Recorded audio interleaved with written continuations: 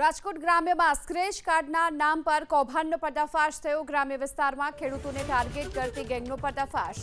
Scratch કાર્ડની લોભામણી સ્કીમના નામ પર અનેક ખેડૂતો સાથે છેતરપિંડી આચરવામાં આવી અને છેતરપિંડી કરતા ગેંગના કુલ 5 સભ્યોને પોલીસે હાલ સકંજામાં લીધા છે।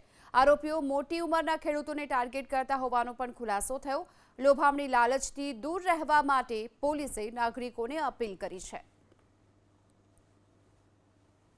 ગેંગ ઇકો ગાડીમાં સવાર થઈને આવતી હતી અને જે ગ્રામ્ય વિસ્તારમાં વાડી વિસ્તારમાં રહેતા વયોવૃદ્ધ ખેડૂતો હોય છે એમને ઇનામી કૂપન સ્ક્રેચ કરાવતી હતી અને એને સ્ક્રેચ કરાવવાના બદલામાં ઇનામની ચીજ વસ્તુઓ ખરીદ કરવા માટે એને ધાકધમકી આપતી હતી, એની પાસેથી રોકડ રૂપિયા પડાવતી હતી।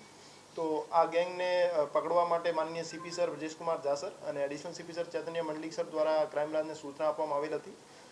આ સૂચનાની અનુપાલનાના ભાગરૂપે એસીપી શ્રી ભરત બસિયા સાહેબ, પીઆઈ શ્રી ગોંડલિયા સાહેબ, ડામોર સાહેબ અને જાદવ સાહેબ દ્વારા અલગ અલગ ટીમો બનાવી એની શોધખોળ ચાલુ કરેલ હતી।